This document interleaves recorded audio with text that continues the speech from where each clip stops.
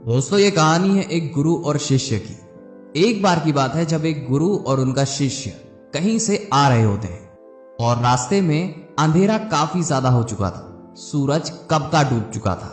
तो जो वो शिष्य रहता है वो अपने गुरु से कहता है कि गुरु जी, रात काफी ज्यादा हो चुकी है, तो हम लोग के लिए बेहतर यही होगा कि हम आज की रात किसी आसपास के गांव में गुजारें।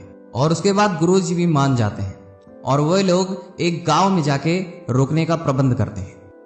और वे लोग जब उस गांव में जाते हैं तो एक घर का दरवाजा खटखटाते हैं और जब दरवाजा खुलता है तो उस घर में से एक गरीब और बूढ़ा आदमी बाहर आता है। फिर गुरु जी कहते हैं कि हम अपने गांव जा रहे थे पर रात काफी ज्यादा हो चुकी है, इसीलिए हम आज की रात आपके गांव में गुजारना चाहते हैं। क्या हम आज की रात आपके यहाँ रुक सकते हैं? ये सुनने के बाद उस गरीब व्यक्ति ने गुरुजी और उनके शिष्य को अंदर बुलाया और वे दोनों जब अंदर जाते हैं तो वो लोग देखते हैं कि उस घर में बहुत ही ज्यादा गरीबी थी। फिर गुरुजी उस आदमी से पूछते हैं कि तुम काम क्या करते हो? तो फिर वो गरीब आदमी कहता है कि मेरे पास बहुत सारी जमीन है।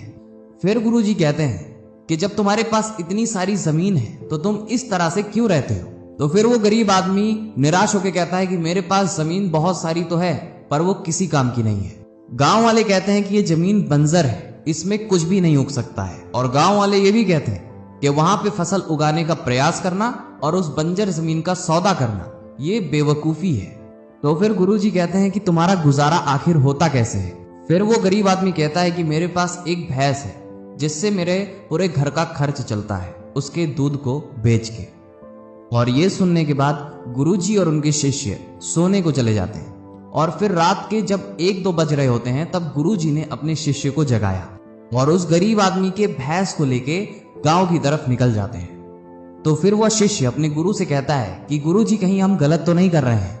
उस गरीब आदमी की रोजी रोटी इस भैंस से ही चलती है, वो भी हम छीन रहे हैं। तो गुरुजी ये बात सुन के अपने शिष्य की तरफ मुस्कुरा के देखते हैं और आगे बढ़ जाते हैं बिना कुछ बोले।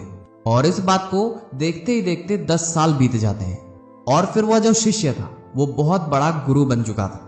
और फिर एक दिन उस शिष्य को उस गरीब आदमी की याद आती है और वह सोचता है कि मेरे गुरुजी ने उस गरीब आदमी के साथ ठीक नहीं किया था, मुझे एक बार चल के देखना चाहिए कि वह गरीब आदमी किस परिस्थिति में है। और फिर वह शिष्य उस गांव में जाता है और फिर वहां पे पहुंचता है जहां पे वो लोग बसेरा किए हुए थे। और वहां देखते हैं उस झोपड़े की जगह एक पक्का मकान खड़ा होता है।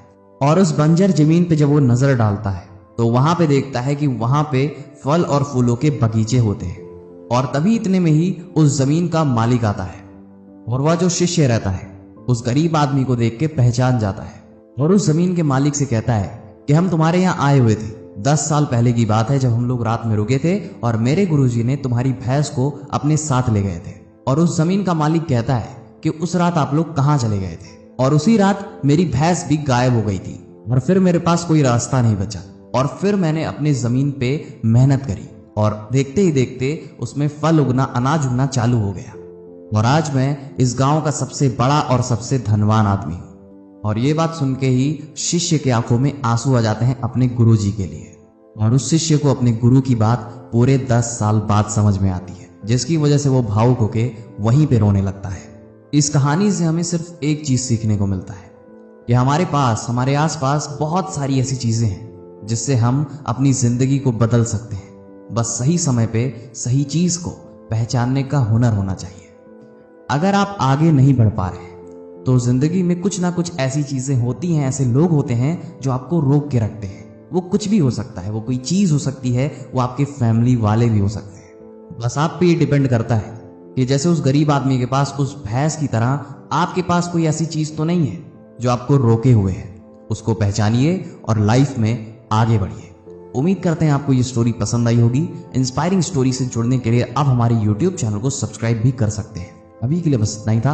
अभी के लिए शाइनिंग ऑफ इंस्पायरिंग स्टोरी।